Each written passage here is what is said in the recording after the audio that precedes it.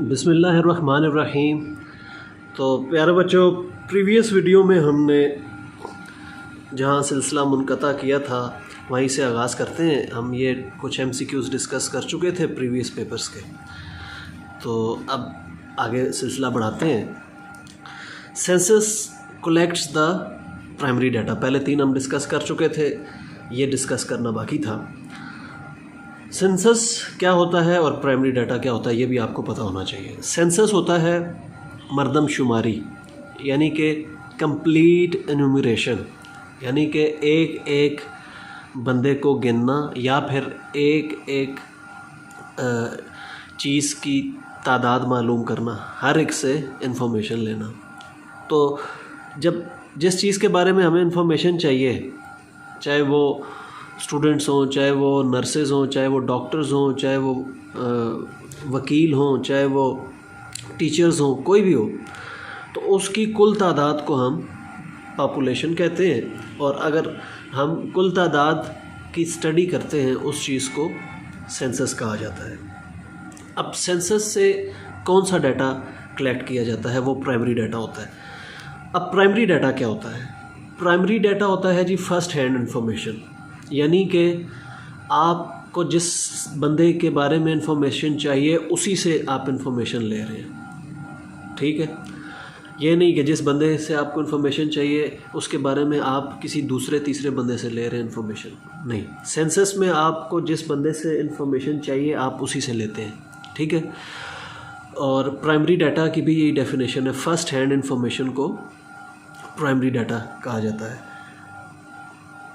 तो डेफिनेशन इसकी ये है प्राइमरी डाटा की, the information which is collected from the prime source is called primary information और प्राइमरी डाटा, ठीक हो गया। और सेकेंडरी डाटा कौन सा होता है? जो किसी दूसरे शख्स से, किसी दूसरी ऑर्गेनाइजेशन से आप इंफॉर्मेशन लें, उस बंदे से इंफॉर्मेशन ना लें जिससे आपको इंफॉर्मेशन चाहिए।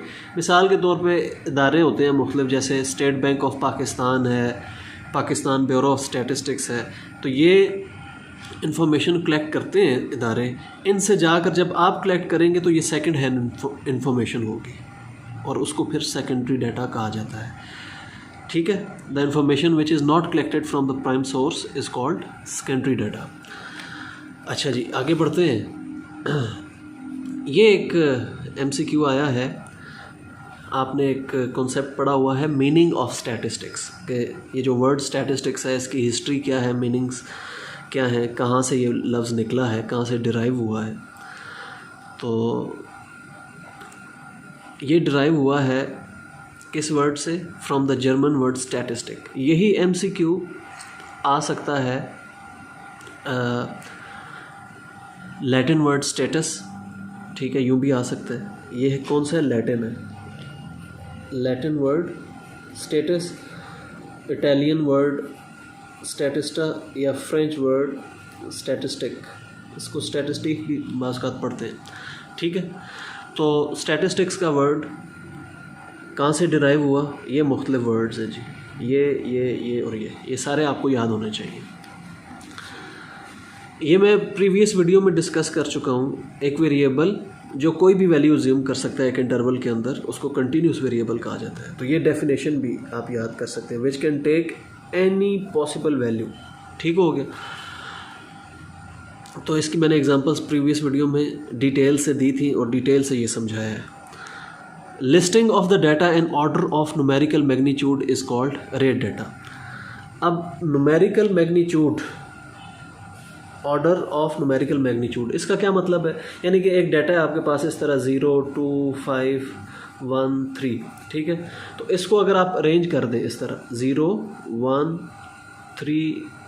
2, 3, 5, तो ये इंक्रीजिंग ऑर्डर में हमने इसको अरेंज कर दिया। डिक्रीजिंग ऑर्डर में भी आप कर सकते हैं, पहले बड़ी वैल्यू, फिर उससे छोटी, फिर उससे छोटी। तो ये जो डाटा कहलाएगा इसको अरेंज डाटा कहते हैं। ये जो है ये रॉ फॉर्म में है। मिसाल के तौर पे आपने किसी से कोई सवाल पूछा, हाँ जी आपके घर में कितने 5 साल से कम उम्र वाले बच्चे हैं? तो कोई कहेगा 0, कोई कहेगा 2, कोई कहेगा 5, कोई कहेगा 1, कोई कहेगा 3। तो इसी चीज़ को अगर आप अरेंज कर दें तो ये रेट डाटा है, ये रॉ डाटा है, ठीक है। इसके साथ कोई ट्रीटमेंट नहीं की गई। आगे चलते हैं। अगेन देखिए जी, MCQ आया था, a variable that assumes any value within a range. Previous में इसमें क्या कहा गया है, can take any possible value. यहाँ पर भी assumes any value within a range. Word मुख्तलिफ इस्तेमाल हुआ है, इस वजह से मैंने ये लिख दिया।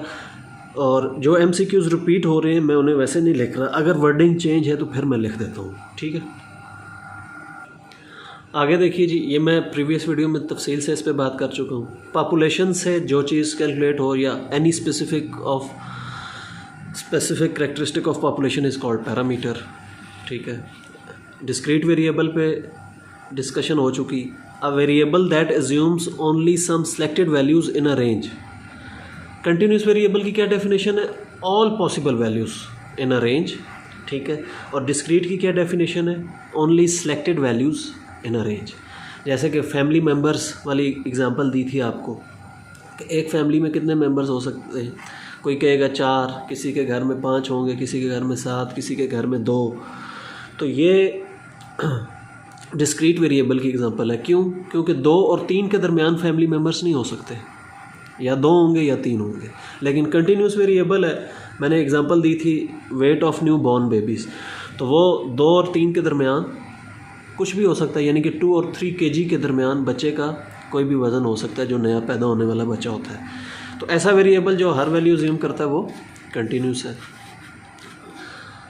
इस पे भी डिस्कशन हो गई थी। Colour of flowers is an example of qualitative variable. देखें कलर्स क्या होते हैं, ब्लू, वाइट, येलो, तो ये न्यूमेरिकल फॉर्म में डाटा तो नहीं आ रहा ना, ठीक है। तो ऐसे वेरिएबल्स को क्वालिटेटिव वेरिएबल्स या क्वालिटेटिव डाटा कहा जाता है।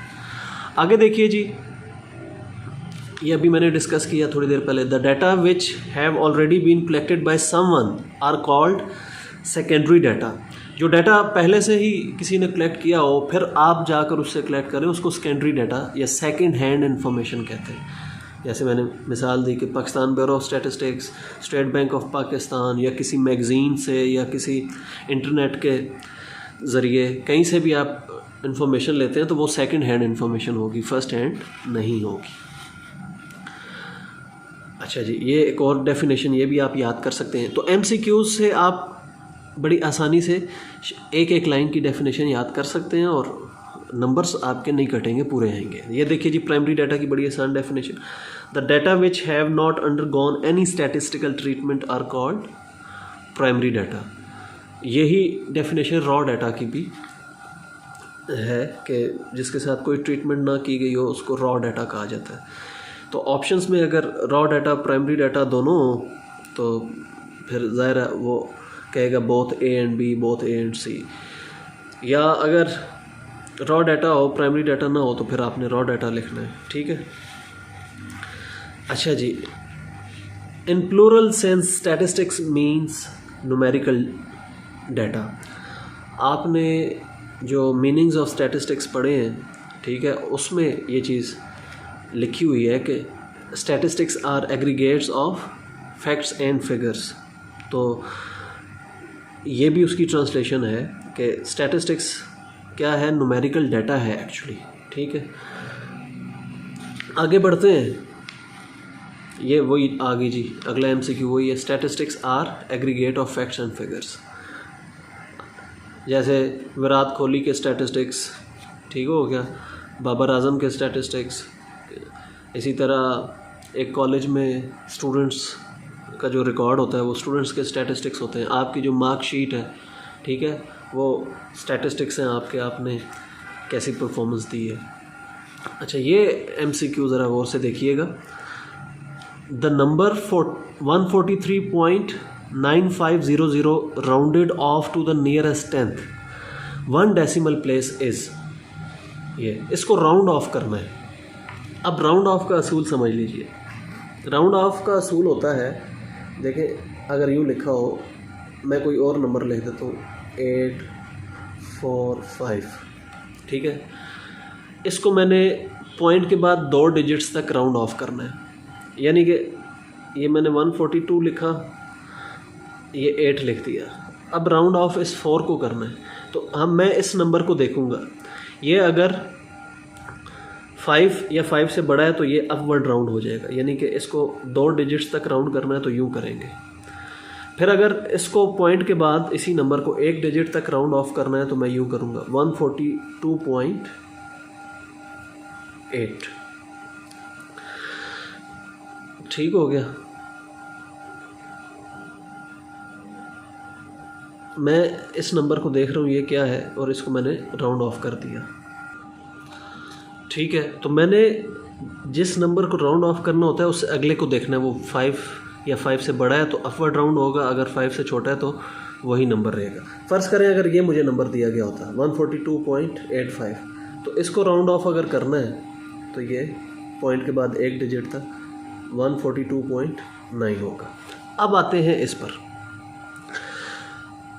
इन्होंने कहा इसको राउंड ऑफ करें to the nearest 10th 1 decimal place तक, मतलब पॉइंट के बाद एक नंबर। नियरेस्ट 10th का मतलब होता है पॉइंट के बाद एक नंबर, नियरेस्ट 100th का मतलब होता है पॉइंट के बाद 2 नंबर, नियरेस्ट 1000 का मतलब होता है पॉइंट के बाद 3 नंबर्स तक आपने राउंड ऑफ करना है। तो नियरेस्ट 10th जब भी लिखा हो ये साथ ना लिखा हो 1 डेसिमल प्लेस, तो आपको याद होना चाहिए पॉइंट के बाद आपने एक डिजिट लिखना है। तो अब 143.95 है।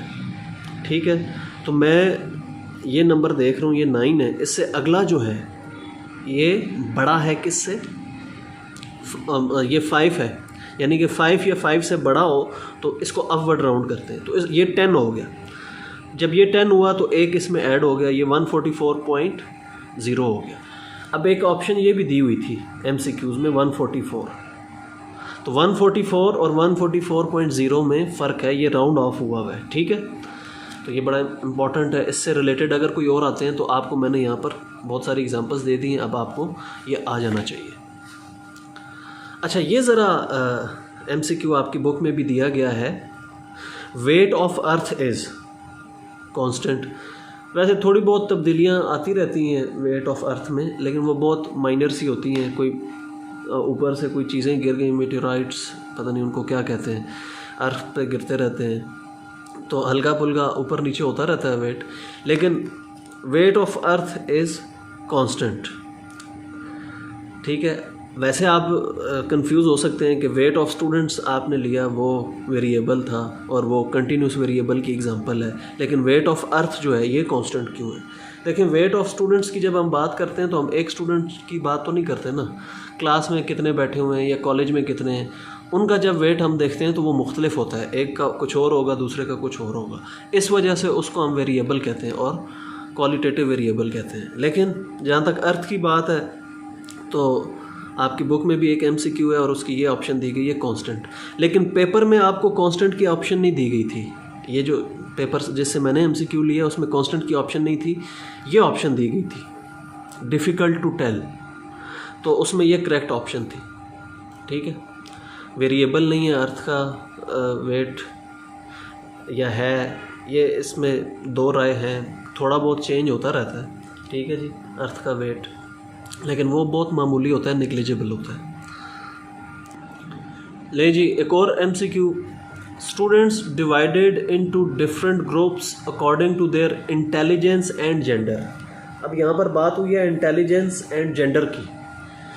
Will generate qualitative data. देखिए, इंटेलिजेंस और जेंडर ये क्वालिटेटिव डाटा है, जेंडर या मेल होगा या फीमेल होगा या कोई और होगा। ठीक है, इंटेलिजेंस कोई जो है ना वेरी इंटेलिजेंट, कोई average, satisfactory, good, very good, इस टाइप के इंटेलिजेंस के जो है ना इंटेलिजेंस को हम इन वर्ड से रिप्रेजेंट करते हैं। ठीक है, तो ये सारा डाटा जो है गुड, बेटर, बेस्ट, पुअर वगैरह वगैरह इस तरह के, या जेंडर है तो मेल फीमेल, तो ये जो इस टाइप के वेरिएबल्स हैं ये क्वालिटेटिव डाटा जनरेट करते हैं, न्यूमेरिकल्स की फॉर्म में, न्यूमेरिक्स की फॉर्म में नहीं। ठीक हो गया। सप्लीमेंट्री पेपर्स 2016 से 2018 3 साल के पेपर्स हैं, इनके भी MCQ जल्दी से डिस्कस कर लेते हैं। देखिए, वही MCQ आया, in a census primary data is collected, ये डिस्कस कर चुके। Number of chairs in the college is an example of discrete variable, previous video में मैंने डिटेल से डिस्कस किया है इसको। Direct personal investigation is a source of primary data. ये आपने सोर्सेज ऑफ प्राइमरी डाटा पढ़े हैं, 4-5 सोर्सेज हैं, उनमें से एक ये भी है डायरेक्ट पर्सनल इन्वेस्टिगेशन। अच्छा जी, a statistic which is not measurable is called an attribute. ये जो क्वालिटेटिव वेरिएबल्स होते हैं ना, इनको हम एट्रीब्यूट्स भी कहते हैं, ठीक है, इसका दूसरा नाम एट्रीब्यूट है। तो जनाब ये थे MCQs। अब मैं अपनी अगली वीडियोस में इसी चैप्टर के शॉर्ट क्वेश्चंस डिस्कस करूँगा। ये मैं आपको थोड़े से दिखा देता हूँ कैसे शॉर्ट क्वेश्चंस आए हैं। तो अगली वीडियो में हम शॉर्ट क्वेश्चंस पे जाएंगे। अल्लाह हाफ़िज़।